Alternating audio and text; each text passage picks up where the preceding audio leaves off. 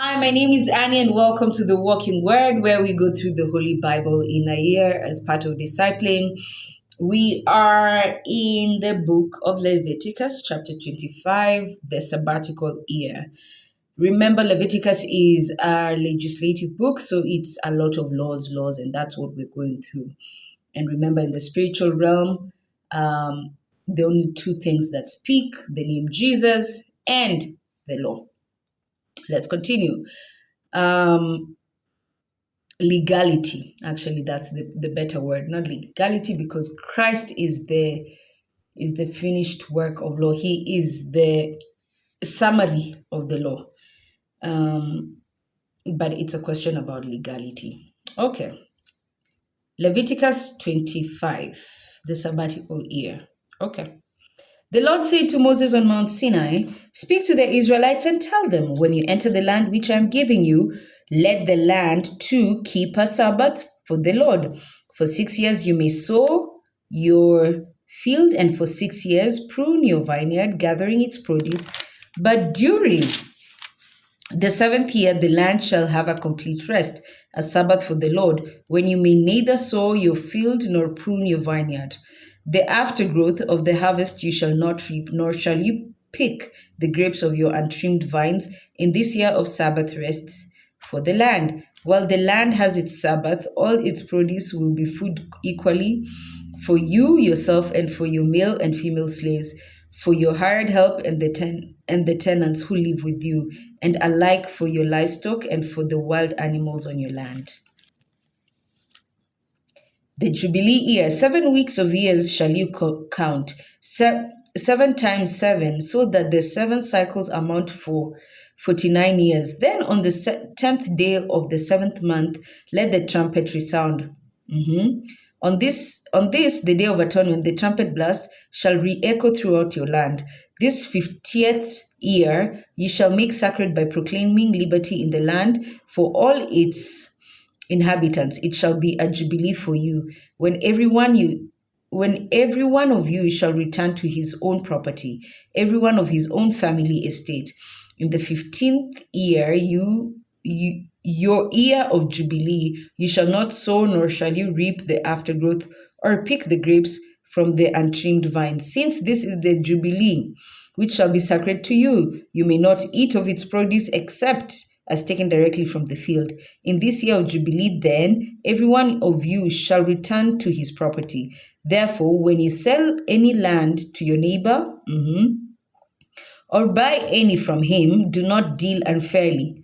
On the basis of the number of years since the last Jubilee, shall you purchase the land for him.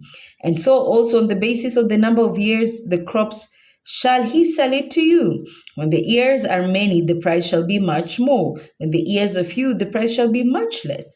For it is really the number of crops that he sells to you. Do not deal unfairly then, but stand in fear of your God. I, the Lord, I am your God. Observe my precepts and be careful to keep my regulation. Verse 18. For then you will dwell securely in the land.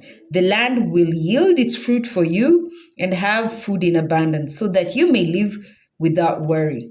Therefore, do not say, "What shall we eat in the seventh year?" If we do not then sow or reap our crops, I will bestow such a blessing on you in the 6th year that there will be crop enough for 3 years. When you sow in the 8th year, you will continue to eat from the old crops from the 6th year. That's how God's goodness is. And even into the 9th year, when the crop comes in, you will still have the old to eat from. Redemption of property. This is a long verse, 25. It's a lot about the land and the year of the Jubilee, so hold on tight. Verse 23, redemption of property. The land shall not be sold in perpetuity.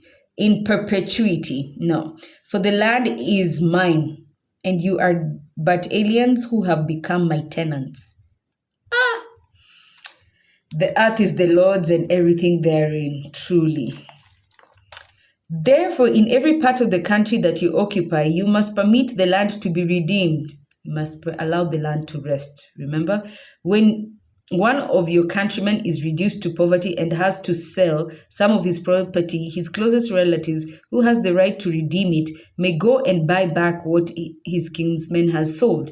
If, however, the man has no relative to redeem his land, but later on acquires sufficient means to buy it back in his own name, he shall make a deduction from the price in proportion to the number of years since the sale, and then pay back the balance to the one whom he sold it, so that he may thus regain his property. But if he does not acquire sufficient means to buy back his land, what he has sold shall remain in the possession of the purchaser until the Jubilee, when it must be released and returned to its original owner. When someone sells a dwelling in a walled town, he has the right to buy it back during the time of 1 full year from its sale. But if such a house is walled in a walled town, like a city, has not been redeemed at the end of a full year, it shall belong in perpetuity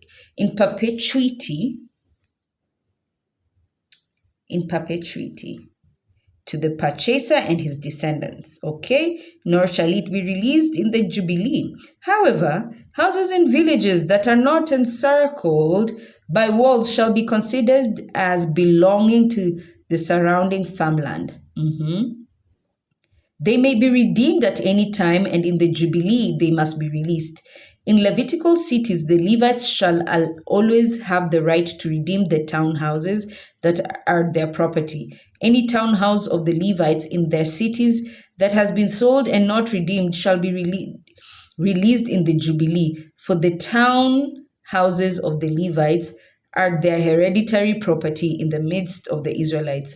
Moreover, the pasture land belonging to their cities shall not be sold at all. It must always remain their hereditary property. When one of your fellow countrymen, is reduced to poverty and is unable to hold out beside you, extend to him privileges of an alien or a tenant, so that he may continue to live with you. Do not exact interest from your countrymen, either in money or in kind, but out of the fear of God, let him live with you. Do it for me. Don't do it because you're expecting some cash or whatever. You are to lend him neither money at interest nor food at a profit. I, the Lord, I am your God, who brought you out of the land of Egypt to give you the land in Canaan and be your God. When then your countryman becomes so impoverished beside you that he sells you his services, do not make him work as a slave. When then your countryman becomes so impoverished beside you that he do not make him a slave. Rather, let him be like a hired servant or like your tenant, working with you until the Jubilee year, when he, together with his children, shall be released from your service and return to his kindred and to the property of his ancestors. Since those whom I brought out of the land of Egypt are servants of mine, they are not to be sold as slaves to any man. Do not lord it over them harshly, but stand in fear of your God. Slaves, male and female, you may indeed possess, provided you buy them from among the neighboring nations. You may also buy them from among the aliens who reside with you and from their children who are born and reared in your land. Such slaves you may own as chattels and leave to your sons as their hereditary property, making them perpetual slaves, but you shall not lord it harshly over any of the Israelites, your kinsmen. Okay. When one of your countrymen is reduced to such poverty that he sells himself to a wealthy alien who has a permanent or a temporary residence among you, or to one whose descendants of an immigrant family, even after he has thus sold his services, he still has the right of redemption. He may be redeemed by one of his own brothers, or by his uncle or cousins, or by some other relative or fellow clansman. Or if he acquires the means, he may redeem himself. With his purchaser he shall compute the years from the sale of the Jubilee, distributing the sale over these years as though he had been hired as a day laborer. The more such years there are, the more the sale price he shall pay back as ransom. The fewer years there are left for before the Jubilee year, the more he has to his credit. In proportion to his years of service, shall he pay his ransom. The alien shall treat him as a servant hired on an annual basis, and he shall not lord it over him harshly under your very eyes.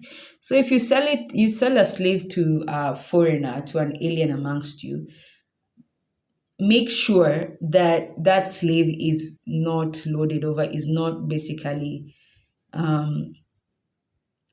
made to suffer by the person whom you sold him to. If he is not thus redeemed, he shall nevertheless be released together with his children in the Jubilee year. For to me the Israelites belong as servants. They are servants of mine, because I am the one who brought them out of the land of Egypt. I, the Lord, I, the Master, I am your God. I am your creator and your source.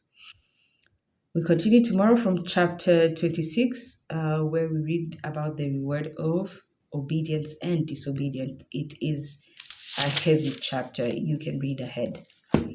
Have a good day.